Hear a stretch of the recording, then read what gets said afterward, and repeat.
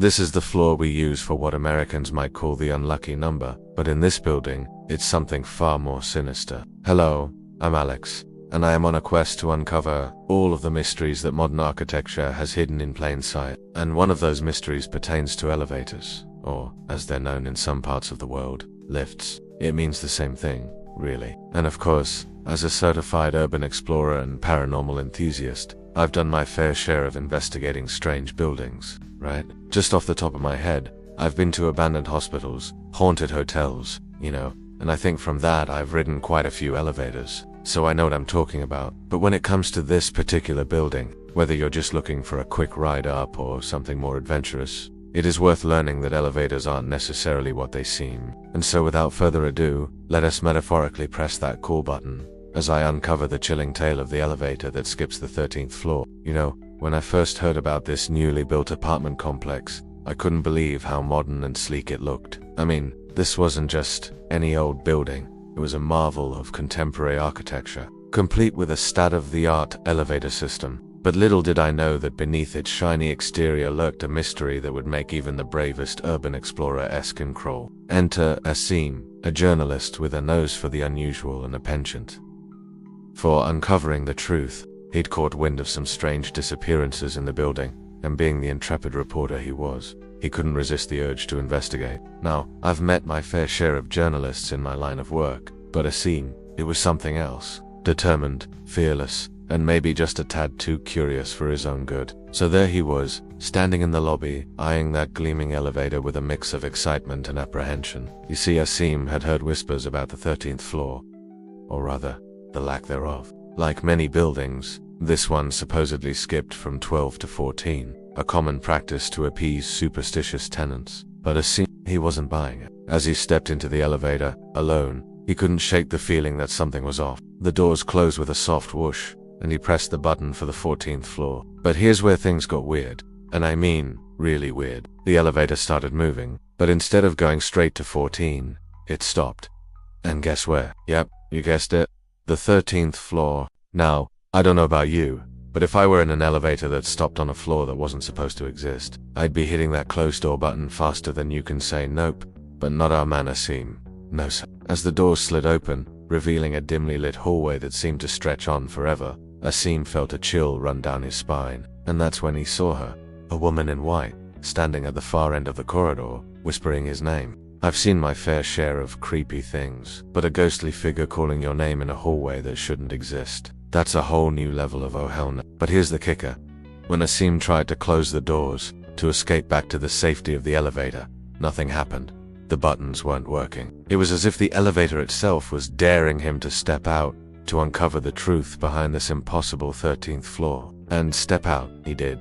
I mean, what choice did he have? As his feet touched the carpet of that forbidden hallway, the elevator doors slid shut behind him with an ominous finality. Asim was trapped, alone on a floor that, by all rights, shouldn't have existed.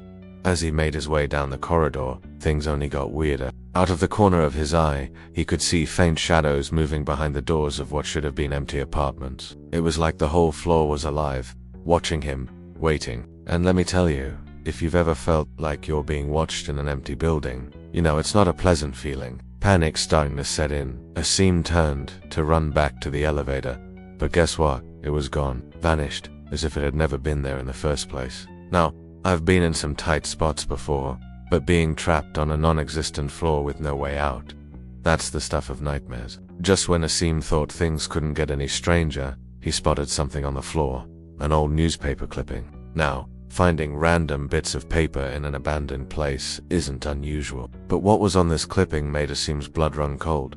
The headline read, "Journalist goes missing in elevator. Last seen investigating this building." And the photo, well, let's just say, Asim found himself staring at his own face. I've seen some pretty bizarre things in my urban explorations, but finding a newspaper article about your own disappearance, that's a whole new level of creepy. It was as if the building itself was taunting Asim, showing him a future, or was it a past, that he couldn't escape. As if things weren't bad enough, the hallway started to change. It was subtle at first, a door disappearing here, a wall shifting there, but soon, it became unmistakable. The corridor was shrinking, the doors vanishing one by one, as if the 13th floor was closing in on Asim, trapping him in its impossible geometry. Now, I've been in some tight spots before, but nothing compares to what happened next. The lights began to flicker, plunging the hallway into alternating darkness and harsh, fluorescent glare. And that woman in white, her whisper turned into a bone-chilling scream that seemed to come from everywhere and nowhere at once. Before Asim could react, she lunged at him, a blur of white and terror. In that moment of panic, Asim did the only thing he could. He shut his eyes tight, bracing for impact. But instead of the ghostly touch he expected, he felt ...